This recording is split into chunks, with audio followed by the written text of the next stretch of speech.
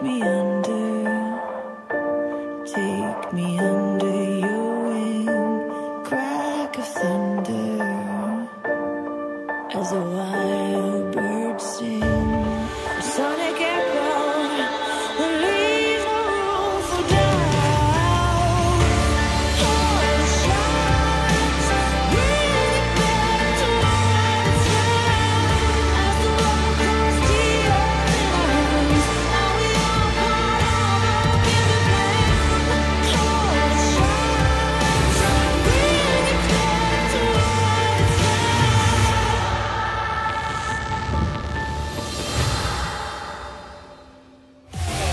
Today's matchup.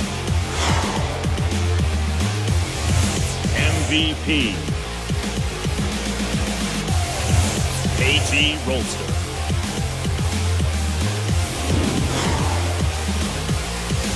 ROX Pike. Ever 8 winners. 2017 League of Legends Champions Korea Summer Split.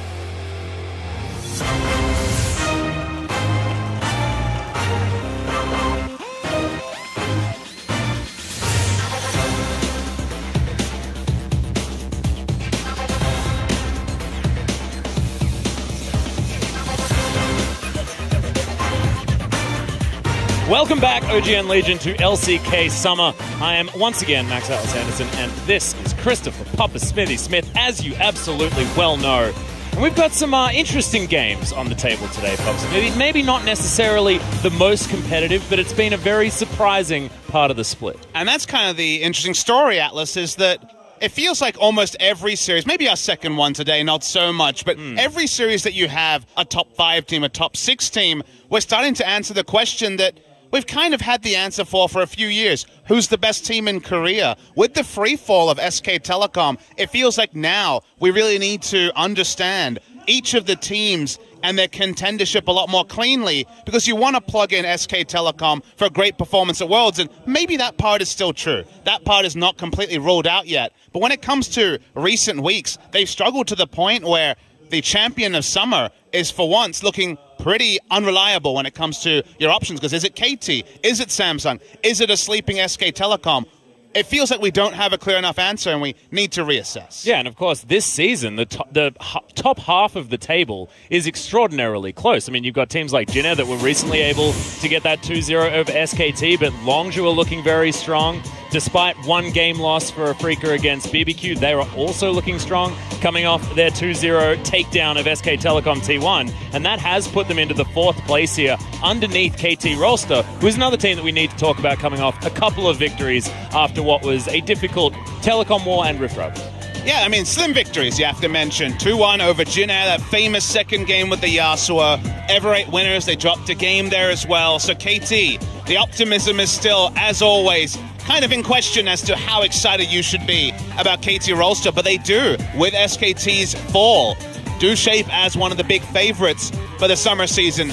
Once again, pretty straightforward opposition for them. Another team that went to Rift Rivals, but the perennial strugglers in the summer season have been MVP, who face a big uphill battle, even though previously, you remember, they have had some famous victories over KT Rolster. They certainly have. We are going to have a look at them first, because they will be on our blue side. Coming off a loss against ROX Tigers as well, and if you remember game 1 in that series, it was a 5,000 gold lead that MVP had when their Nexus exploded, which is definitely not what you want.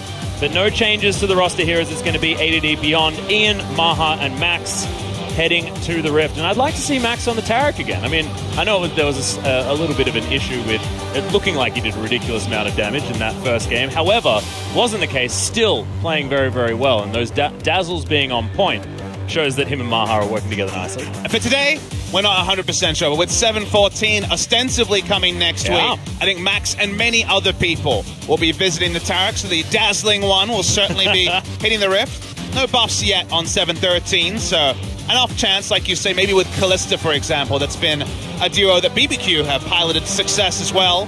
MVP, they'll probably draft Jax, is really all we know about them recently. Will they know what to do with the Jax? That part is a different thing to be considered. But KT Rolster, if they stick to the early game plan, which you'd imagine against MVP, they'll want to favor over some of their recent games, they've looked to the Cogmore late game drafts. KT Rolster statistically just completely outmatched their opposition today. Going to be the same roster. No sign of Sun. Has not made his debut. He is their substitute mid laner for Pawn. Yeah, and people are looking at the Jin Air series thinking that that incredible comeback victory shows that Jin Air was competitive in that series. We need to really caveat that with the fact that the other two games that were played on that day were not close. Not close in the slightest. In game number 3, Jin Air got 1 kill.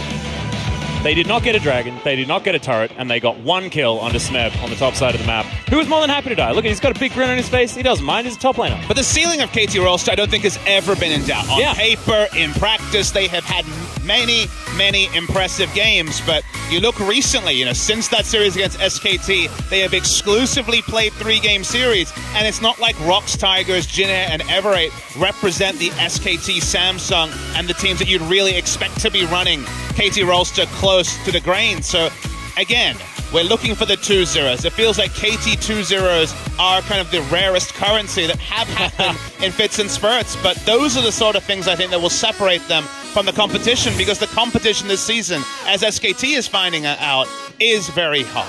Yeah. Well, you can see that KT also were able to get that 2-0 last time these two teams met. Remember that KT went on an absolute tear after their initial loss in Game 1.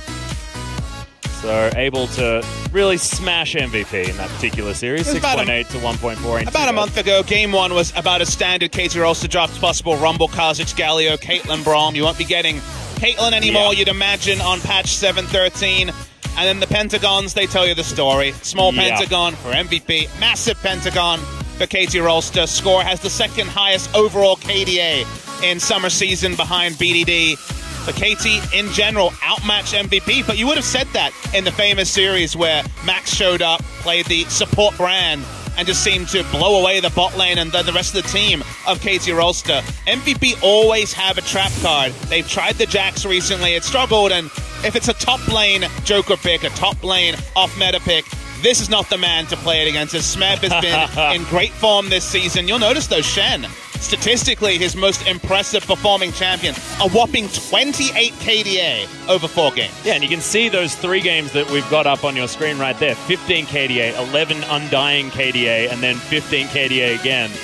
This guy Shen does a heck of a lot of work. And we remember the battle Shen. I mean, just build a Tiamat and just go to town on your opponent, pick up the kills. He was doing so much damage. Like Marin, he's been jumping on the Jarvan to try to deal with the backline comps that run into Kog'Maw in recent weeks. The Kanan I expect to be more of a support pick than a top lane pick in this recent time, but the champion pool's pretty well established for Smeb. He hasn't been visiting Jace as much as some of our other top laners, like Khan, for example. That was a bigger pick for him in the spring season, but one of the few teams that haven't really picked it back up is KT Rolster, and they could play it today, because certainly there is no question marks on whether Smeb can play an impressive Jace. Yes, or Smeb can play an impressive almost anything there as well, but we'll see whether he's going to be jumping on something like the... His Aurelia's not playing. Seriously.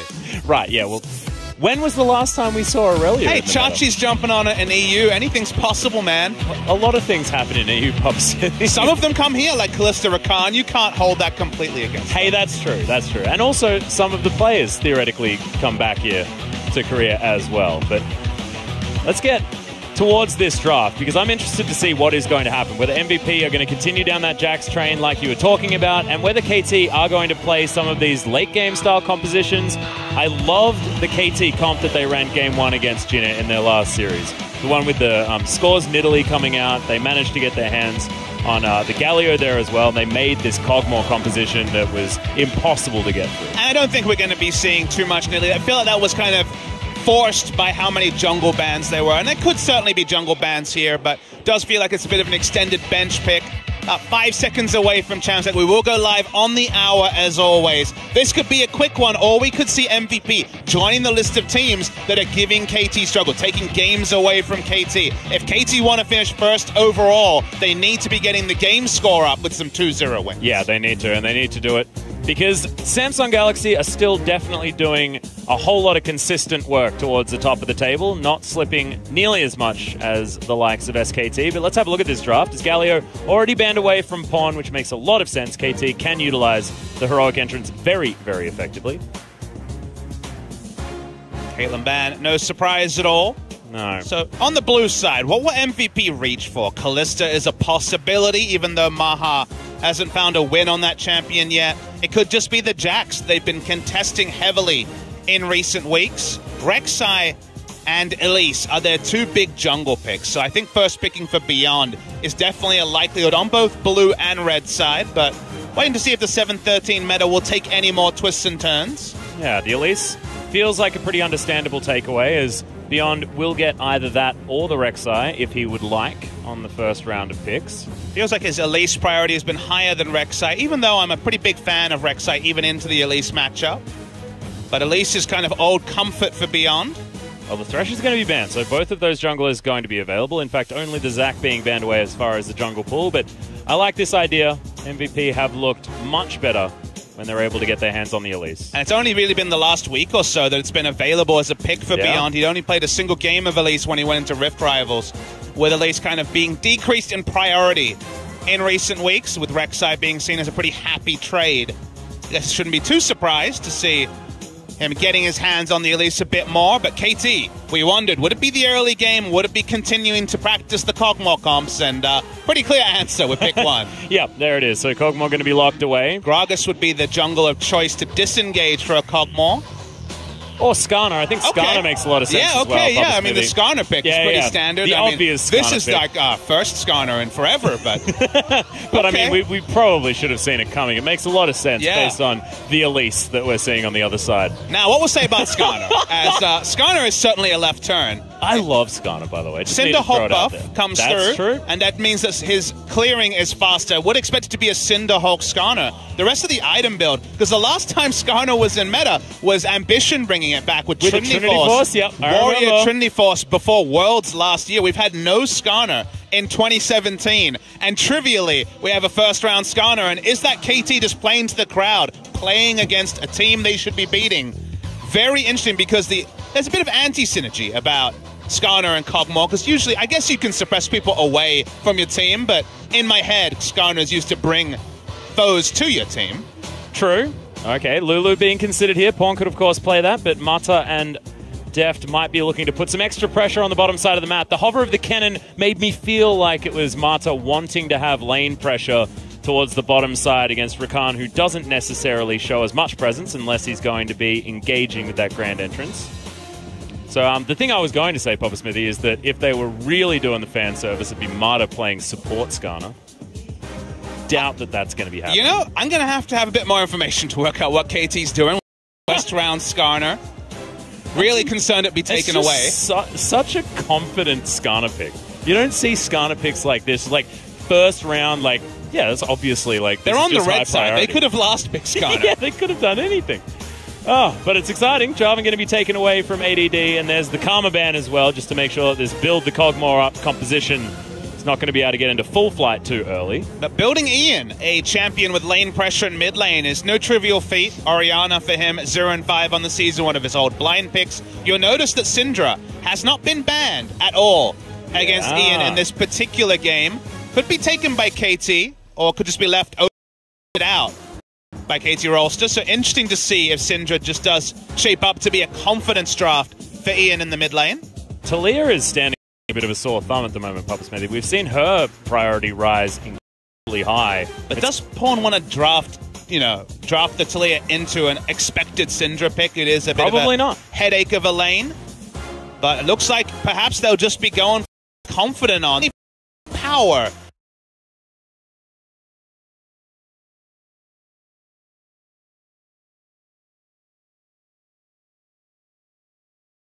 In the KT draft, but it is unconventional, say the least, of the situation. Yes. And against Elise Syndra, Talia is not going to be able to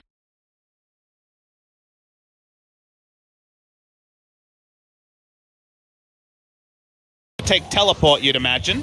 Would have to take cleanse, otherwise just die a lot. Well, I mean, Pawn is very good at just dying a lot if it comes down to it. That was his spring special, but he has shaped up in terms of KDA. Every time a team takes a blind pick Gnar against KT Rolster, you start to wonder, Atlas. Yep. About the Smeb Yasuo. It's like, Smeb, have you been practicing it? Probably not. He's often pretty confident to just self-counterpick himself and take Rumble or Jarvan or something like that, so no guarantees there, and it'd be a surprise to see anything but a mid lane Syndra. They could go somewhere else. Corki is a pretty standard pick. I'd be surprised not to see the Syndra with the Elise involved, but they will still go for the Corki. Interesting. Yeah, so just going for the Nullify matchup, making sure that you've got enough wave clear to deal with it, and of course lots of late game damage coming out of these two short-range pseudo-AD carries. Oh yeah, Garen, that'd make some sense. I like it. Oh, wow. They weren't going for it, Papa Smithy. It wasn't a serious Garen pickup. Yeah, you started to wonder, didn't you? I was completely, like, I was all for it. I was like, Smeb, yep, Garen makes some sense. But no, it's going to be the Rumble, of course, because that has been left up. Lots of magic damage now coming out of KT, but that can be made up for by, you know, a percentage of the Cogmore damage. He does a lot of magic damage himself. To be clear to the viewers, this is a draft from KT that is saying, we just want to play what we want to play. They're not in any way respecting counter picks, taking Rumble into Gnar when Gnar wins the laning matchup pretty hard after a couple of items can be a split push threat. Blind picking the Talia when there are obvious counters, including Syndra, which fits the wheelhouse of Ian to a T. This is a confidence draft from KT, which can be a bit of a double-edged sword. If they go out, they win confidently in 25 to 30 minutes, you just say, okay, KT Rolster in rare form. But this is KT taking multiple gambits and also giving us our first visit in the jungle of the Skarner for 2017. And I don't think this is necessarily a troll pick Skarner as well, because like you mentioned, the buff of the Cinderhulk, definitely a thing that has brought a lot of these old tanks back into the meta. And I like the idea of just basically snatching anyone with the Impale and having Cogmore roast them on their way back to the team. Like, it does make sense as far as how the composition could work. You can do some gymnastics about almost any pick. I just think that with the way they've selected it, with the wild growth synergy, there's some opportunities about it, but it could have just been Gragas, and to me that would have been even cleaner. Yep, that's a very good point, Papa Smithy, but I'm the play-by-play, so I'm optimistic all the time, and I'm definitely optimistic about getting into the game.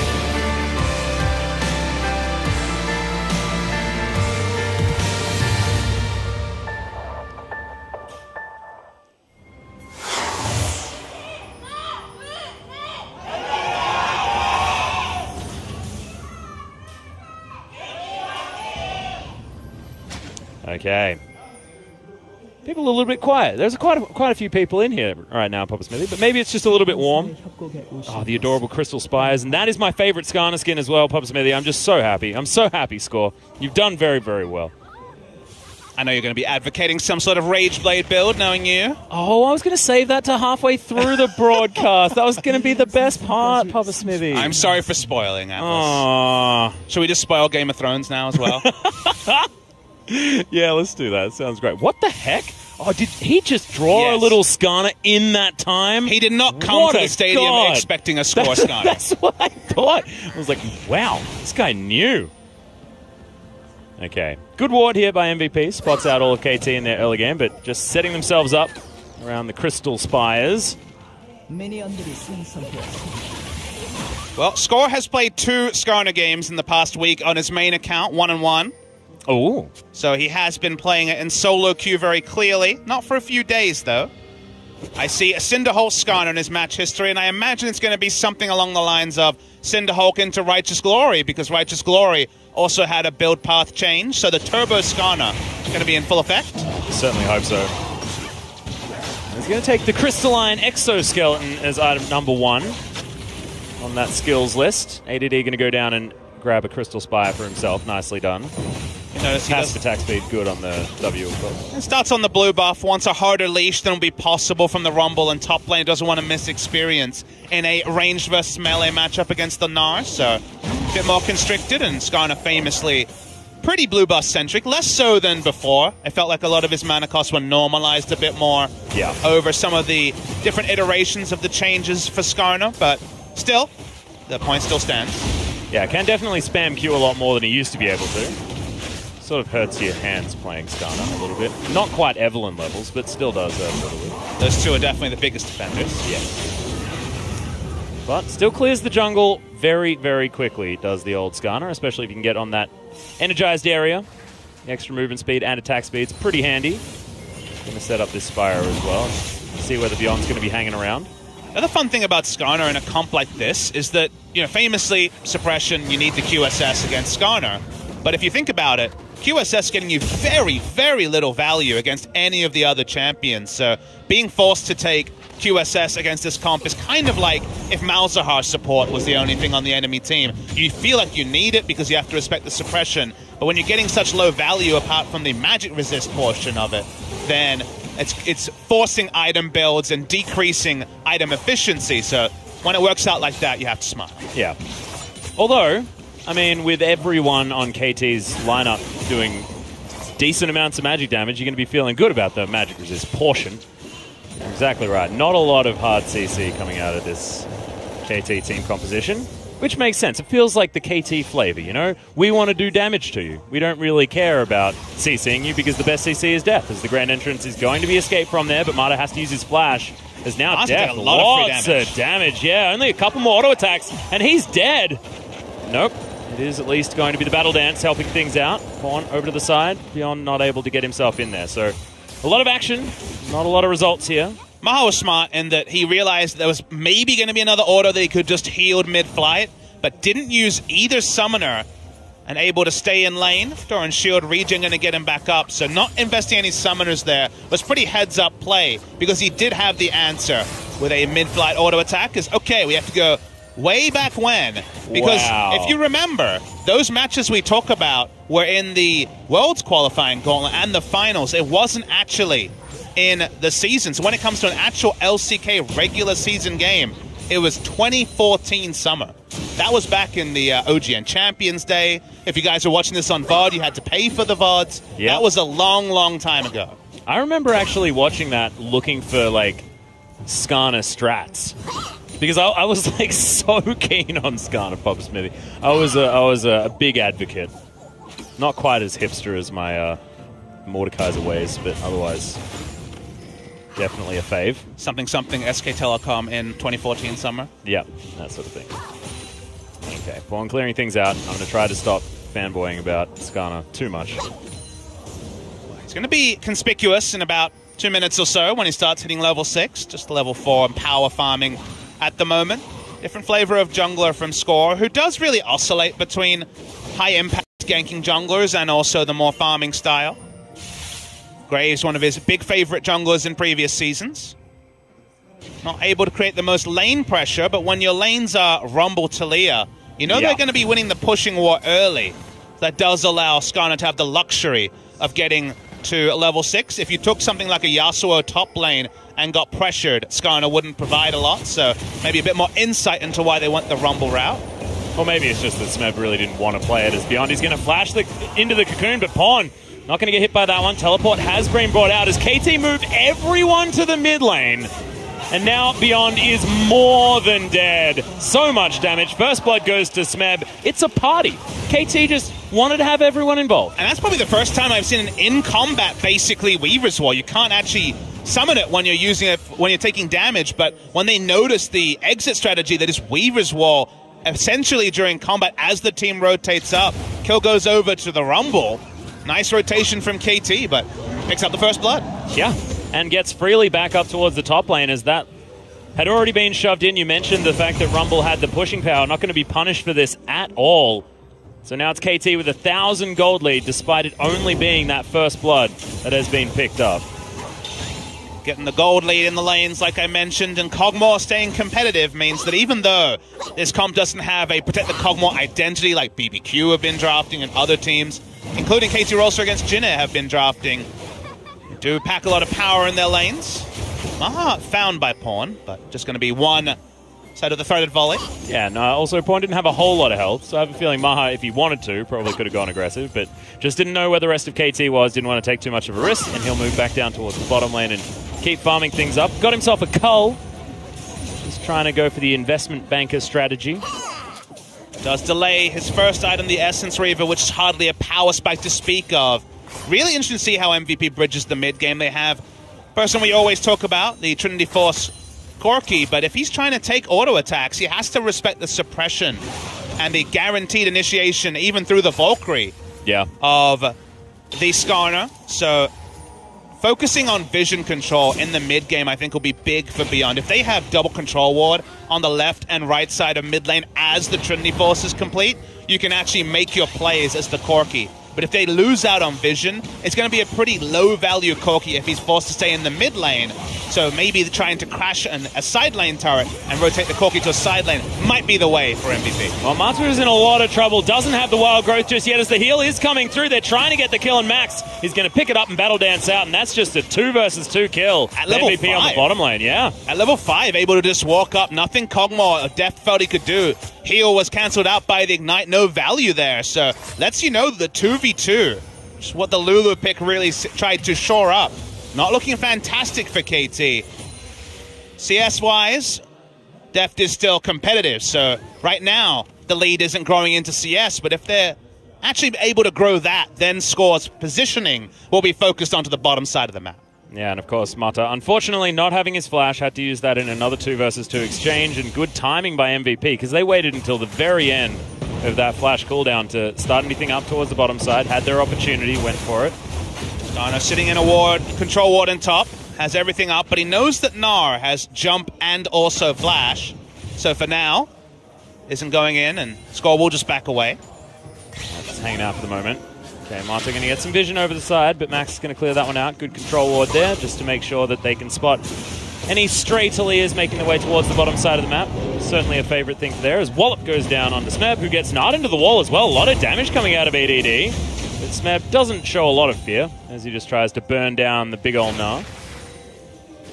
Just a damage rotation, obviously no kill pressure from full health for ADD. Starner's still around top side, and okay, he's going in. There's the flash. Yeah, the pineapples are down now as there's the flash impale. Not a lot you can do to try and get out of the way of that one, ADD, and Score is going to pick up the kill. That's the power of Skarner. You feel pretty bad when you're trapped in that ultimate. And AD was looking for a minion wave to jump to, but the timing of the gank as Smeb was overheating and as there was no minion wave for the Gnar jump to be able to bounce over a minion and get out was very good timing from KT Rolster. So that gets them their second kill of the game. Only issue now is the bot lane, and well, we talked about Xayah potentially rotating to mid lane. Why not send the Kog'Maw mid lane? It feels like Deft is called for the lane swap just because he realized that in a straight 2v2, now with ultimates available, very little chance that Deft and Mata can have a free lane in a long lane like bot. Yeah, as well as the fact that Pawn's got a fair bit of wave clear, so he's more than happy to sit into that turret and just throw pebbles down and cut down the minion wave. Maha and Max unable to answer the turret pressure that was put down top lane, but fortunately for MVP, KT weren't able to spend enough time taking that one down. Smeb will go back to that lane, though, with a 10 CS advantage and his Horning guys completed, so he's going to be feeling very, very good. Looks like the Arm Guard will come in before the Leandro's Torment is finished up, though. So lane assignment-wise, KT is now winning the game because Kog'Maw is getting free farm against Corki, who's great at pushing and poking turrets, but when you don't have vision supremacy and there's a second member in the mid lane, farm-wise, they're very happy. KT might lose the first turret, though. That would be a big thing for the side of MVP to secure, but for now, it's going to be delayed. Yeah, Pawn's able to get down here in time. Your options here are to match your duo lane in mid lane, which, given the pressure advantage you had in the 2v2, doesn't sound ideal, or take the first blood turret. That's why you see Score camping bot lane. They want to punish MVP if they're actually going to try to take the first brick, and now the mind games continue. Always fun to see when one team makes the aggressive move, how the other team reacts, and MVP onus on them to try to take this turret and open up the map. And now a free flash as well, so no flash cocoons coming out of Beyond anymore, having to get out of that dragon pit. So nicely done by KT, just have positional advantage, like you said, with the mind games. Ian now forced to respect this 2 versus 1 situation that he's in as well, but thankfully has the level 6, therefore has a bunch of rockets and should be able to clear out these waves very easily. Mark from MVP, Beyond, even without flash, can just enter lane and start shoving. And now they don't have enough information around the map to work out what to do next. So overall, if there's just mind games and rotations around the map, and you have Deft getting free farm in mid lane, advantage does go to KT Rolster. You can see right now, up towards the top side of the map, it's not feeling that way, despite the CS advantage for Smeb. ADD getting some good harass off.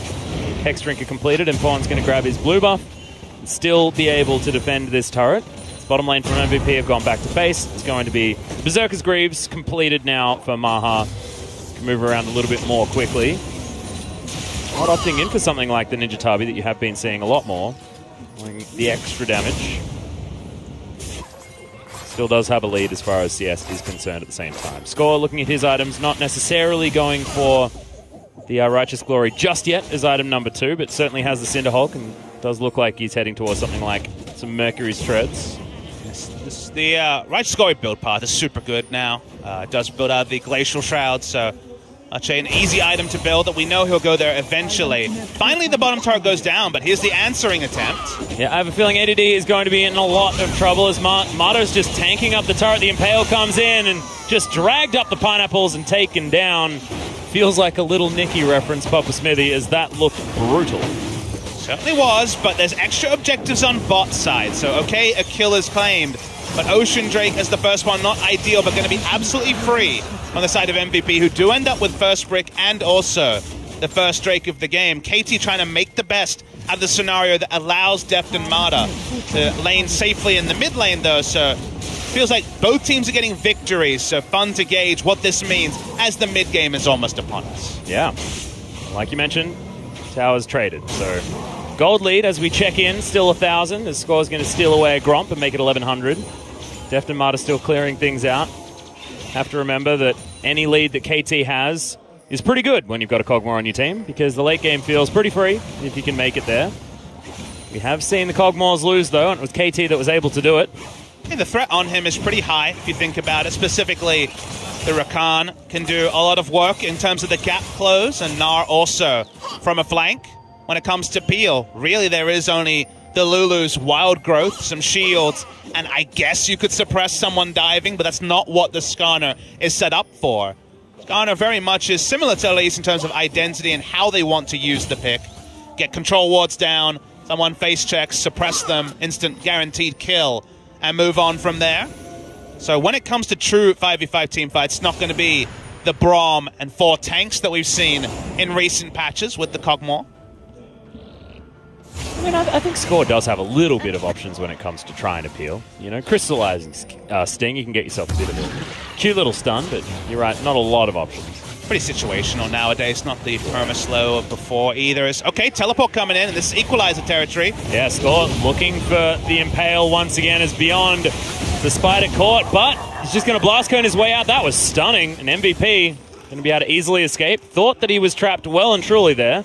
Got himself over. You heard the Skarner laugh come off as he attempted to suppress, but now after the changes and normalization of the ultimate, because of the blast cone getting him out of AoE, the suppression doesn't go off, and Skarner not able to claim his victory. Was able to claim the Crystal Spire, though, and should be able to get themselves the Rift Herald as well, as Mata's just Wizard Wanding.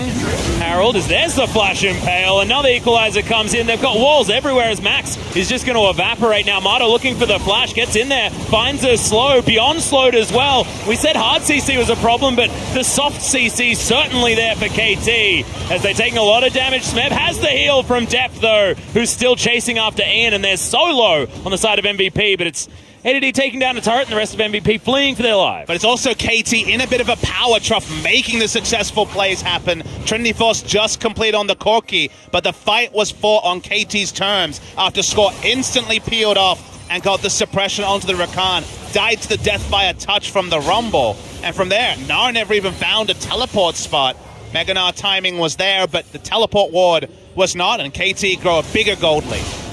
We're going to see the replay, and that's the big story here, is that they go straight onto Rakan, who dies to a death by a touch proc to actually die from full health, and then you see the Gnar in mini Gnar form as we begin the story, but you can't really see a teleport ward for him to jump on. Sure, they exist, but with how the fight was going, mini Gnar teleporting in would just have been an extra kill over to the side of KT Rolster. Well, speaking of an extra kill, could potentially find one here as ADD's stunned up. Pawn gets the flick back as well.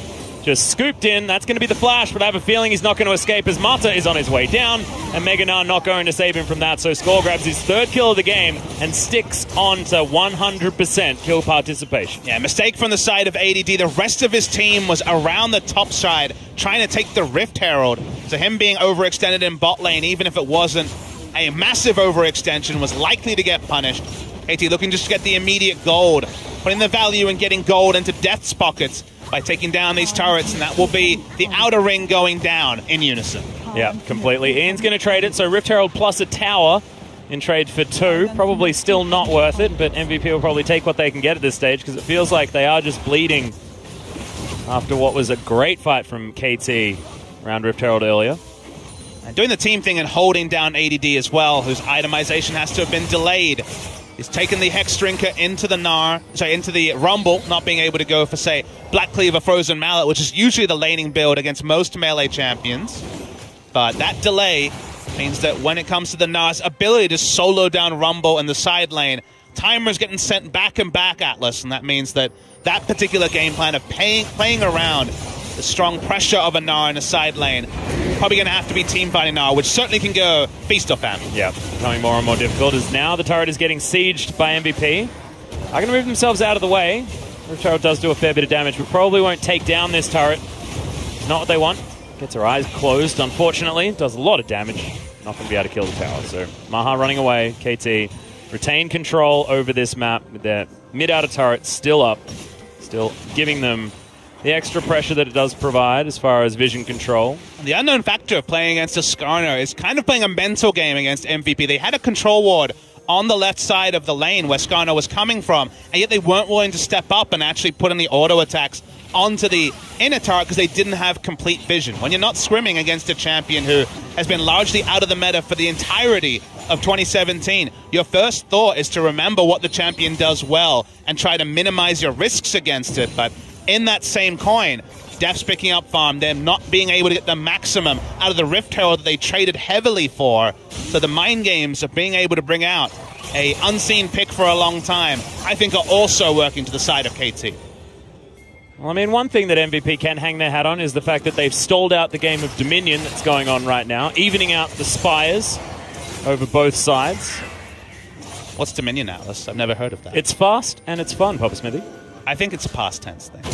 Well, so are the KT members waiting in this brush because that's an exploded Mata. Impale does come in. Beyond is able to get up there, though, as Pawn wants to find the flick. Lots of damages. There's the flash out of the way of the Gnar, and Beyond is just going to burn down on the equalizer. I thought he might actually escape, but doesn't happen. Now Ian has to flash, but the harpoons landing from Smeb. Thankfully, the Valkyrie's there to get him out to safety, and that's going to be a 1-for-1. KT are able to answer back. A flash Valkyrie, no less, though, Atlas. It looked like it was a flash from Smeb, but on inspection, just trying to get the maximum amount of distance away was Ian. So that means flash down on 4 members of MVP. No one will be able to walk up to this Cloud Drake. Easy claim for KT Rolster. Yep, not too bad at all. Score with the extra attack speed at the same time from the Spires that he has locked down. Or just that one Spire. Of course, you don't get stacking attack speed. That would be crazy. Get 6 of them, imagine that. Crazy damage. A lot of this particular series I wouldn't have imagined on the start of the day. Yeah. The first round Skarner lock-in. Love it. Impale almost back off cooldown, speaking of which, so no QSS is done. We'll just probably spell a kill, unless it's on Beyond one more time, who does have access to that repel. Kind of the headache for Maha, though, is he needs the 3 items plus a QSS, and he went Cull early, so being able to assemble all the items that a Xayah needs to be relevant is a big headache when you add an extra 1250 gold to the equation. Featherstorm's not going to help you that much against the Impale, that's for sure. Yeah, you just jump up into the air and then you get killed. And you come back down again. I feel like KT are utilizing that strategy we were talking about before, though. It's just score, grab a pick, and then we'll win a 4v5. Like, it doesn't seem too difficult when it almost doesn't matter what opponent you take because the amount of DPS that's coming out of Deft, and if Pawn gets a good threaded volley, is just too much to contend with. Well, I mean, this is another one of those games that's really judged, or can be best judged based on vision line, because if KT's in an ARAM situation 5v5 in the mid lane, there's not actually that much threat. You can even respect Flash Skarner quite easily when you know what his real area of control is. But in a game like this But in a situation where you have control wards down, you note 3 control wards down the river assembled by KT. That's where it becomes a lot harder. Playing around neutrals when you have a vision disadvantage is the big problem for MVP. Well, Featherstorm actually has to come out respecting the execute damage on the living artillery. And that means he can't even use that to try and get out of the way of an Impale. Can Maha? I'm actually not 100% sure how early you need to Featherstorm for it to not apply the suppression effect, given what we saw from the Blast Cone before.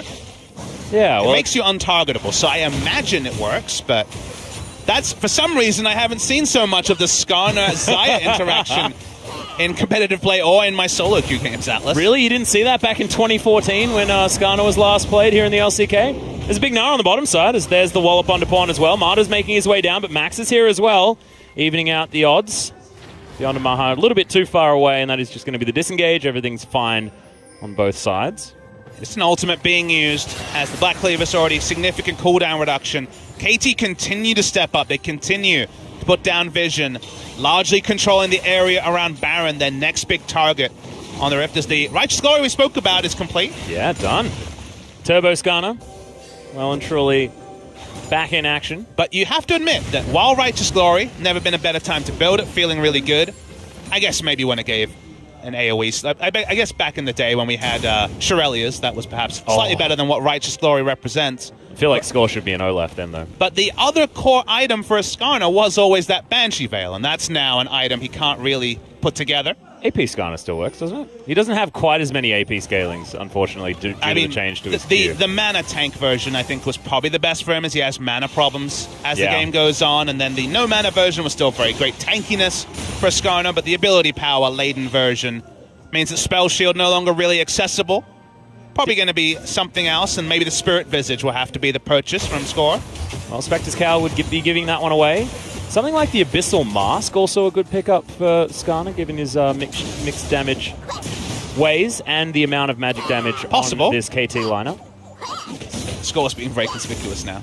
Yeah, just wandering over a ward. Oh, it's just such an adorable skin, Papa Smithy. No skin problems this game. None at all. It's all just skin victories.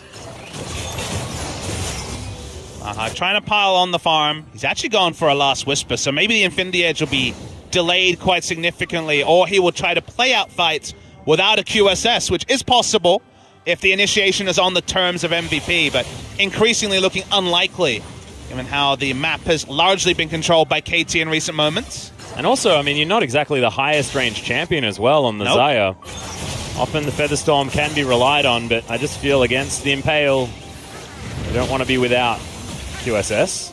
Score going to grab Crystal Spire once again. I believe that's 5-1. This game of Dominion's going to be over very, very soon. I don't quite remember the number it was supposed to tick up to. Was it 500?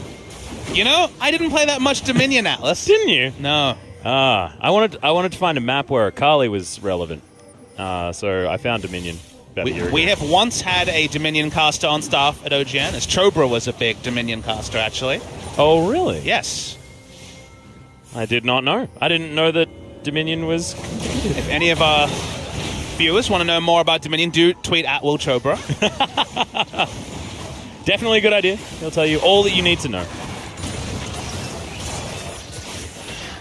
Bit of free damage taken by Death. Control Ward no longer on the pit means they're having a bit more struggle dealing with vision, and KT had been roaming with their bot lane, so we'll just go answer the wave put down. Feels like we're in a bit of a holding pattern. Items not there for Death just yet. Was that one item which he went QSS? Interesting to see the rapid fire cannon, so a bit more of a sieging build and about the first order rather than the Hurricane that has been the standard for Kog'Maw for a long time. That is going to be a lot of range when he puts down the Bioarcane Barrage as well, if he's energized, so I can understand the thought process.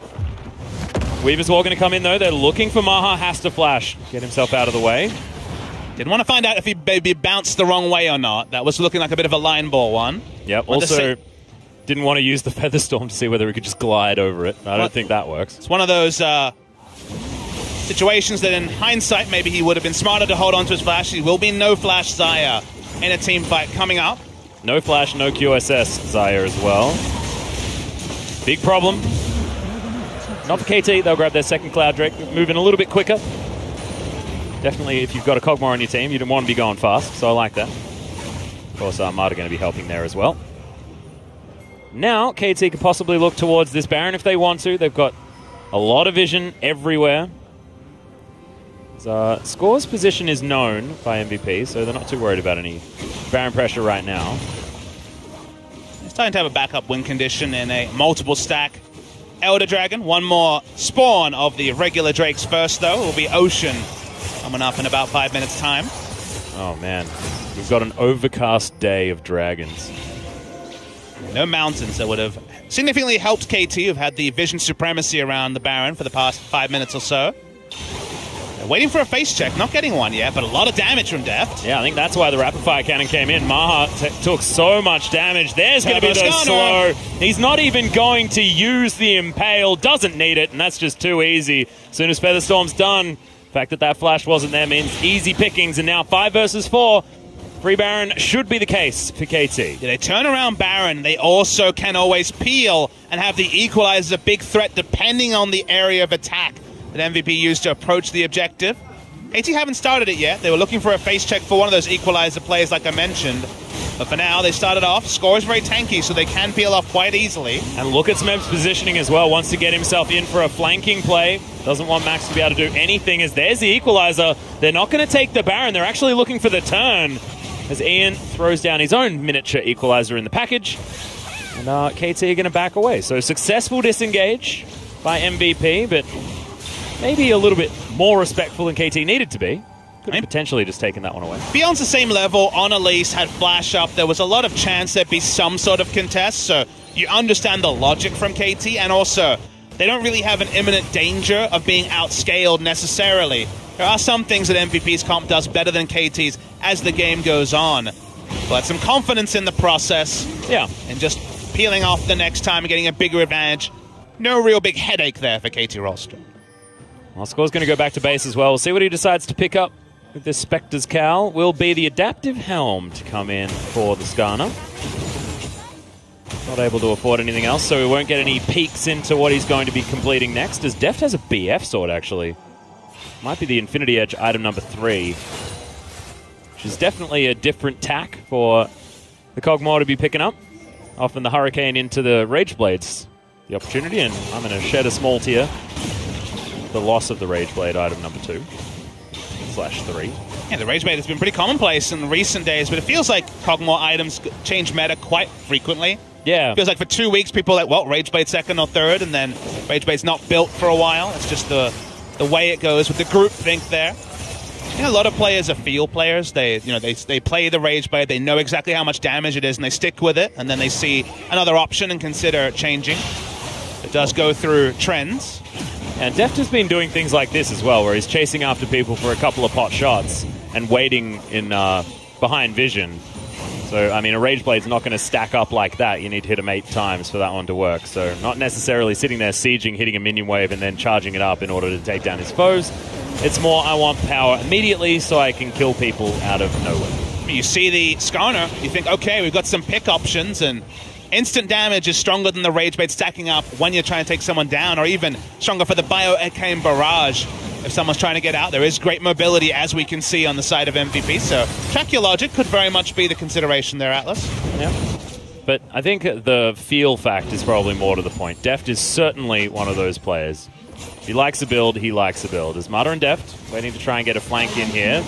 Currently 3 versus 2 as Beyond takes a lot of damage, but in comes Smeb. Wants to find the equalizer, a really good position. As Maha has to just walk all the way down, it takes half his health bar, and in comes Pawn. There's the flick, and it's going to be avoided by Maha, but the ultimate not doing a whole lot of damage as KT have them about where they want him. Beyond's going to be the first one to go down as Deft is at full health. Not a lot of mana, but he just needs the auto attacks to make things happen. There's the scoop onto ADD. He's going to have his own scoop back, but it's the double kill for Deft, as they now have 2 on the board and haven't lost anyone. Such a pleasure to have the 2 best Rumble players in the world playing this week. So Marin yesterday lighting up the Rift, and Smeb, so smart. He knew exactly where they had to go. And understanding how a fight will play out seconds beforehand is what you need for equalizer positioning. Had the equalizer overheating to control space on the outside as well. This time the smite is down, and this time it'll be Baron for KT Rolster. Yeah, it was just a fantastic flanking play there as well, because with Pawn making his way in at exactly the right time with the Weave as well, nowhere for MVP to go. They were just corralled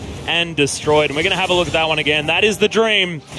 Maha takes half of his health bar from those there's nothing Maha can do. This time we see Pawn come in, and then watch how the fight plays out, because, okay, Beyond will die. That part is guaranteed. Maybe it would always be a Baron. But Smeb is being respectful. He doesn't want to jump in to free damage. And on the outside, when there could be burst, when there could have been a Mega Knot into the wall transformation, just equalizer, so not equalizer, just the overheated Flame Spitter with the Zonias, controls the space, they get the kill, now they get the Baron. took a second time. The first time they weren't able to secure that objective. This time they have it, and KT looking to break the base with this Baron. Yeah, one replay, and that Baron gets evaporated, and that might have something to do with the Infinity Edge now in Deft's back pocket. This is a very, very strong Kog'Maw. 3 items, no matter what you've got, is pretty ridiculous. He's now tanking up the turret. In goes Max. The flash had to be used there. Gets Pawn out of the way. Deft uses his at the same time. Both carries now without that defensive option. Trying to make a hard engage while Smeb and Score were bot lane, but get some summoners and a QSS, but nothing else. Okay, he gets walloped. Now smacked against the wall. Smeb might want to try and find himself a turret. The Score is able to tank up everything. There's the Weaver's Wall in. Gets himself out. Could be fine, and KT just utilized this to move back towards the mid lane. They have all of the vision, inside track, so these inner turrets should fall relatively easily. Good knock up there, as Deft should be in trouble, almost able to respond as ADD's in trouble. In goes in, it's a double kill now for Maha, as MVP are fighting back nicely, and that will stall this Baron play out nice. Yeah, mistake from Score. He didn't notice the QSS was completed onto Maha. Went in for the ultimate and was just taken down, DPS down pretty instantly. So KT didn't need to overextend. They'd already gotten the extra objective in the mid lane. Looks like they'll be able to back away. Rakan going to be walking over to face check, but I imagine he's going to be too late for the Ocean Drake. Yeah, in vision in the mid lane there as well. Still doesn't have his Infinity Edge like you were talking about. Lord Dominic's Regard completed before that one even gets started. Does have the QSS. Was able to use that in the last river fight as well. Keep himself up. So good that he actually decided to buy it in the end, even if it may not have necessarily been as early as we could have hoped for. There's certainly not complete inevitability about how this game will play out. While KT have made the smart decision multiple times over, you'll notice the gold lead is really nothing to write home about. But 34 minutes into the game, just about 3,500 gold. CS value is pretty strong for the side of MVP. It may not be the highest damage Xayah build, but it still is 4 items onto Xayah. And now the Mercurial Scimitar to answer the threat of the Impale coming through from Score. While things are looking good for KT, weren't willing to do anything more than pencil in an advantage. They still have not broken the base, and that's kind of their big objective. Yeah, we also know that Xayah now with Lifesteal is going to be feeling a lot better. Mercurial Scimitar offering that one, of course. Just having flashbacks, Papa Smithy, to Xayah's sitting there like a turret, getting more health back than they're taking.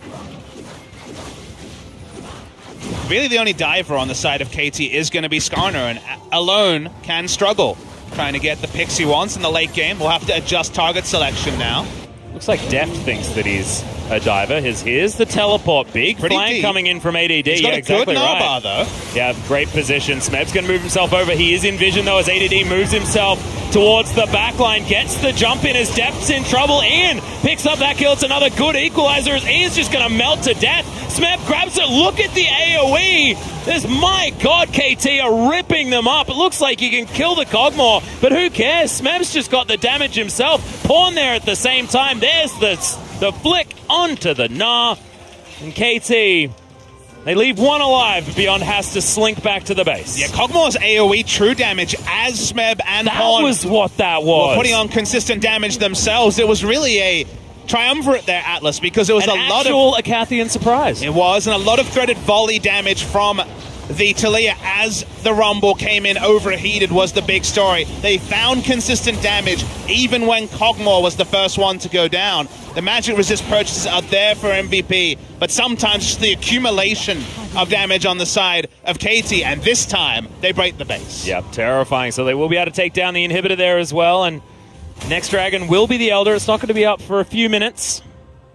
But still, having that top inhibitor down means that someone has to be a long way away from that Elder Dragon pit. And this is what's possible with Kog'Maw comps when it's not just Galio mid lane, Jarvan, or a Peel tank top lane. When you go for a comp like this where there is consistent damage from mid and top, Taliyah does put out a lot of damage through fights, then it is possible to keep going. Remember, Taliyah and Rumble aren't in this fight during the mid lane phase, until after Kog'Maw is already dead. And Pawn and Smeb, they had their Void Stars ready already, even with the magic resist purchases, are able to put out the damage. So even though things go about as great as expected for MVP, they get access to the backline, they delete the Kog'Maw, it doesn't matter. Well, Weaver's Wall is going to get KT towards this bottom side. Equalizer, unfortunately, not going to do anything, but that's going to be the flick back onto ADD. Gets himself into the Mega Gnar, but now KT, the cavalry has arrived, and they'll have to trade top laner for top laner, at least, assuming Score can deal with this. There's the fadeaway jump shot as far as the Living Artillery is concerned to finish off that kill. Yeah, trying to leave the kill for Deft, but he missed the first couple of ultimates there. Just a 1-for-1 overall. 1-for-1 against the Tide and against the Baron buff is actually fine from the side of MVP. Yeah. Okay, so you've got Marta picking up the Ardent Sensor now, so the Kog'Maw going to be even stronger. Gets himself that shield on top of him. Horn is just a completed recipe away from 6-item Talia. You'd expect that to be a Rabadon's Death Cap to come in for the final item. A lot of CS on both of these mid laners who have been charged with clearing out minion waves over and over again. And while the Banshee Veil is no longer available for the Skarner, like I mentioned, the Gargoyle's Stoneplate is a new thing in the meta. Yeah. And Skarner does do damage and CC when he's able to free hit in a fight, and you want to ignore him after the suppression effect is over. And now with the ridiculous tankiness coming through, sure, some reduced damage on the Q when you pop the Stoneplate, but it's just more duration on Skarner, looking for those extra stuns in a fight. And it looks like he might be going towards something like a Locket as well, as Kindle Gem's chilling there. I'm pretty sure that still builds into the old Locket. It's been a while since I built that item. It doesn't feel like a Dusk Blade, you know what I mean? Deft, getting some autos. Just testing the waters though, as ADD moving himself over, clearing out some vision, and KT do want to defend this. Control Ward stays up. Baron up as well. Elder Drake will be done in 45 seconds. It's just a matter of waiting game as Super Creeps are pushing towards the top side of the map. Feels like KT not forced to make too many plays, just clearing out vision, moving themselves back towards the Baron, and waiting for MVP to have to split themselves up. And also waiting for the Rift Scuttler's timeout, because that was giving permanent vision. Is the Weaver's Wall catches beyond? Yeah, has to use his flash to get himself out of the way. Living Artillery actually there, and Deft almost grabbing himself a kill. And lots of damage, but Deft answering that one back. Marta saying, get back here. Walking the dog. Now the Rift Herald, so the Rift Scuttler vision is gone. Now they know that Beyond has had to go to base, so even with the information, she'll be able to DPS down Baron, free Baron to KT. Yeah. Oh, that was an optimistic rocket Yeah, by I wondered there for a moment. Yeah, pretty close. I mean, when you can steal it with a Rakan Q, you feel like a rocket does more damage. Marta just accidentally took a hell of a lot of package damage. Now ADD jumps himself over to the side. Wild Growth has to be used on Smeb, who flashes himself out of the way. Max has to escape from the fighters. There's the equalizer, beautifully placed on top of everyone, and the Impale will get the pick off on the tanky Gnar. ADD falls down, and now KT will follow MVP back to their base. Yeah, and when you're ahead like this, you can just suppress the frontliner and just kill the Gnar first. It means Ian and Maha will have less space. Smeb's just going to take free damage. Yeah, he has to use the Zhonya's to keep himself alive. Good shields are there as well, but Maha unable to get the Blade Caller damage in. Baron buff claimed, but not able to actually take a turret from it just yet. Can turn onto the Elder, though, which I imagine won't go contested, so still going to be bonus objectives to KT Rolster. Yeah, but against the Tide, MVP are able to at least have control of the bottom wave, and Smeb wasn't there in time to save that turret. But look at this! My god, that dragon is falling extremely fast. MVP, no opportunity to get in there. Didn't want to do that 4v5 either. KT grabbed themselves the Elder Drake, will go back home. Mercurial Scimitar probably done pretty soon for Deft. There is the Locket. That is done for Marta. And there it is, Mercurial Scimitar completed. Lots of beautiful colors coming in for the Kog'Maw. And that's 6 items. That is a very scary point to be if you're an MVP fan. When you look at MVP's side, though, plenty of CS on Corki and Xayah. So they will do damage in fights, but their bigger problem is ADD. You see, he's 56 CS behind in a good matchup for Gnar. He's also 0-7 and 5. Hasn't really found anything in terms of the split push pressure, especially. Felt like Gnar was the champion who could walk the game the most for MVP, both in terms of the 1v1 over Rumble, but also in the teamfight phase. But fighting from behind for so long means that any sort of auto attack, even from Deft, is enough to force him away. And the options for the Gnar are really only sick teleport flank, which should kind of be the icing on the cake for Gnar. Also sick teleport flank as long as he's got the correct amount of rage as well in that Gnar bar. So not quite with his items completed either. Smeb sitting at 5-1 and 9. He's got a luxury Rabadons that you just don't feel that you see on the old Rumbles, as there's the Weave as well, classically used just to zone them out of the way. Deft throws down by Arcane Barrage. Should be an easy one, as now ADD was thinking about a flank. KT know exactly what's going on. They just back themselves away. Don't let them get themselves into a gnarable situation. And they saw him with his Rage Bar, so good respect from... Whoa, Maha taking so much damage.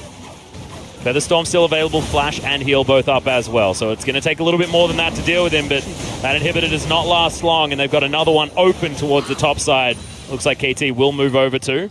Yeah, AD's been great position to transform, but knows that any transformation is going to be basically baiting his team into a fight he doesn't feel they can win. So hanging back, he has Flash, he has everything available, but does not pop the Gnar ultimate. Oh god, Beyond taking so much. Okay, so Deft just needs to get about 2 auto attacks, and everyone is going to melt. Based on what we have seen so far, ADD gets slowed down as Pawn actually flashes out of the way. Lots of respect from KT, understanding that things can turn very, very fast. Score wants to find Ian. Boy. My god! See, this is the danger. That was a Harpoon and an auto attack, I believe. They've already learned they can't ignore Smeb and Pawn either. Pawn had to flash away. They're able to draw something, but so much damage on the side of KT. So much damage on the side of MVP as well. I mean, you did bring our attention to that at the same time. Here's a potential fight. Redemption does come down as Maha, once again, having to get himself out of the way, uses the heal, uses the flash. Featherstorm was already on cooldown. And now KT should be able to get rid of the Xayah whenever they want to. Now pushing down at the bottom side of the map would make some sense. Take the last remaining inhibitor and win the game. And it's actually the dream for KT, because they take both inhibitors against a team that had 4 flashes at the start of it. And like you say, a free-farmed Ian and Maha. They never found the engage, even though ADD was sitting on 95 rage for the majority of the fight. He never felt confident enough to go in. So with no contest, with almost no risk, KT break the base in 2 spots. And now feel that they're 1 pick or even 2 picks away, not even a team fight, but just a couple of picks away from just ending the game. I think that's really scary though, Papa Smithy, is that there's just so much damage in this game on both sides of the map. 6 items have now come through. It is waiting for a Mercurial Scimitar from Ian for him to be done. And the Talia's doing explosive damage, especially with this build. Smeb's doing tons, Deft is also doing tons, but the combination of Ian and Maha is probably enough to explode 2 carries in an instant. So it just shows that KT do need to show this level of respect against MVP just based on what they have available to them, because this game can turn on a dime at any given moment. Yeah, Score is the only can find the fight. Score's probably the only person who can shrug off damage from 2 DPSs of one of these teams for a couple of seconds, because Gnar certainly can't. Nobody else really attired for this sort of a scenario. So with specifically the Gargoyle Stoneplate and Cinderhulk, sure, he's plenty tanky, but even that has its limits with how much damage there is on both teams. And that was actually a Knight's Vow completed by Score as well, so Deft, you can see, already linked up. He's going to be feeling even better than he was prior to this situation. Still taking a lot of damage. Weave as well, once again, just going to be used pretty textbook now. Try and take down this turret. No one's over the wall. Deft should be able to grab this. Easily done as ADD's in trouble. He got scooped back, and we said this. So much burst damage potential with this combination of champions. The threaded volley needs to be respected as Ian. One more auto will do it, but he has to flash to get out of the... Oh, God, okay. That was an optimistic equalizer. Living Artillery not going to find him either. So Ian lives on a sliver of health, but look at this. There are Super Creeps moving towards the Nexus turrets, and KT maybe without some cooldowns, but they got pressure from everywhere. Will Score actually look for an Impale as Flash and Righteous Glory up, but not using it. They're just looking to push the minion waves here. KT Rolster playing surprisingly restrained in this scenario. Well, I mean, look at that. Smeb lost half of his health bar in an auto and a rocket from Ian. So they just have to play this footsies game, it feels like.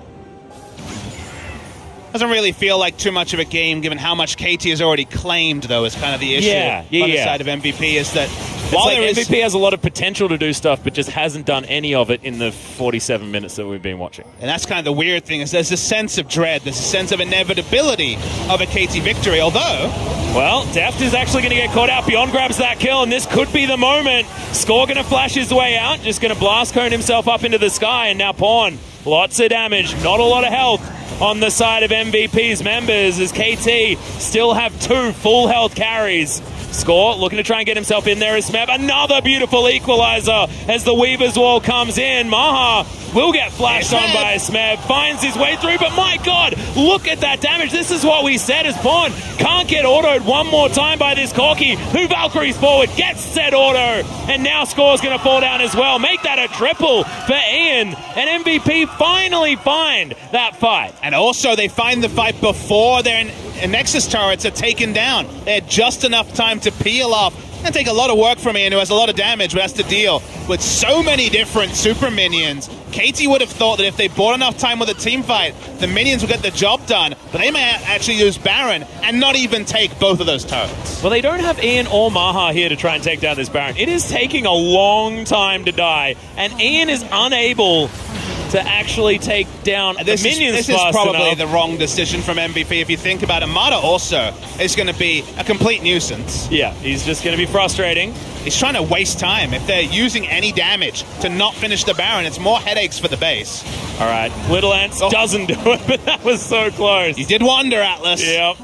We've seen crazier things. Gleaming Quill stole a Baron, Bubba Smithy, as there's a Nexus turret that is going to fall down. Finally, the rest of MVP get back. Maha's back up again as well. They at least keep one of their structures alive. I feel like that top lane inhibitor will be coming up pretty soon, but the mid lane actually fell after respawning, so that's going to be a while before the base is going to be freed up here for MVP. And even if they can't win a full-on 5v5, well, they don't feel like it's worth the risk.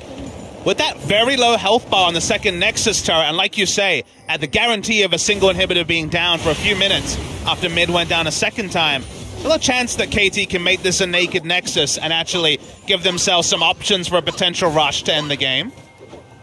Naked Nexus? Yes. Sounds like a really cool buzz term. Great album name as well. Yeah. I like alliterations probably too much, but we should release that album. Well, we've got some spare time on Put Friday. Patlas in the Naked Nexus. Yes! Oh, man. Get it on iTunes. Or wherever you like to buy music from. Last fight, we don't get a replay of it, but it does show you that, like you say, the damage insane on the side of MVP, and we said it in the Champ Select, it's not a protect the Kog'Maw comp, it's Kog'Maw as a damage threat, other damage threats around, but they weren't grouped, they weren't able to peel for long enough, Def couldn't buy enough time, he died in an instant, and then the rest of the hand was forced from his team. That's why KT have found themselves frustrated for at least a few moments. Yeah. There was a time where Kog'Maw was just strong, right? And you used it as like a Kog'Maw magnet composition where if you didn't kill the Kog'Maw, he would kill your whole team. Still probably true. Yeah. Oh, Maha has to use the Featherstorm. Deft still very healthy. Grand Entrance comes in, but the flash from Deft gets himself out of the way. He's all walking beautifully now as ADD looking to try and find a Gnar, but he's going down so low. Can't re-engage and score. He's even going to stay alive. Maha now can't get over the equalizer. Too much damage. Has to flash. As now at least the Battle Dance is there from Max to give himself a shield. This inhibitor will fall down, but miraculously, no one is dead on either side. Yes, so much damage comes in. Rain from both teams. The damage dealt to Champions Char is going to be insane at the end of this game. But like you say, no one quite falling. Def confident to walk up and bait the enemy team because he had Mercurial Scimitar, Flash, and Heal Up. Won't be true for the next fight. And they really have to tussle just to kill down previously downed inhibitors. So really, KT are struggling to end the game. It's getting a lot more difficult for them, as no longer is the power of Smeb and Pawn enough. Feels like Deft is really needed to carry these fights, but they don't have a frontliner. It's only Score. And his previous nickname was the Immortal Score, and despite having all this stacked armor, health, magic resist, he's dying pretty damn fast. Well, it's what happens to Ascana. I just feel like they're scaling towards being an attempted super tank in the late game. Does become difficult, or maybe that was just my experience, but Score does have a massive health bar. Now a potential Elder Dragon with 3 Drakes themselves, but MVP setting themselves up. They've even got a Zrot Portal as well. Okay, MVP taking the aggro now. Max in the back line. He has flash up. Remember, Def does not. The old flanking Rakan trying to make his way through. There's the quickness. They got There's the entrance. Massive flick back. from Pawn on the back end, but the equalizer's down. KT still looking for it as Def. He's once again fallen down, but MVP now very, very low, and they're getting themselves into the pit, and he's going to be on grabbing the Elder Drake, but can MVP actually make it out alive as they have the man advantage? Pawn, massive work in the back line as Beyond should die to this threaded volley, but it's actually going to miss. Score trying to look for him. Redemption comes in. Mardark not going to be able to grab it, but has set up the kill with that repel as that falls down. Pawn grabs this as Smab has followed the massive creep wave towards this base, and with this many creeps, the Nexus not going to last long, and they're going to have a heroic battle against 4 members of KT, even though they've killed the Cogmore. Yeah, Super Minion's going to do the rest of the work. This should be game victory for KT. The fight was fought on MVP's terms. They deleted the enemy Cogmore with the excellent initiation from Max and also the Gnar ultimate. But if we get a replay of the fight, Atlas, 2 members were actually focused on finishing down the Elder Dragon while the rest of KT could rush down, kill 3, and you wonder if the starting call was right, but the in-fight, team-fight call was wrong, because when you delete the Cogmore, it feels like you should have better options, and securing the Elder Dragon, I don't know if that would have been the difference. Very hard to judge. It was a very charged team fight. It goes the way of KT. They have enough healthy members. They finished the game, but this game was a lot closer than you would have imagined after the first 25 minutes. Yeah, it's just the fact that Corki and Zaya did so much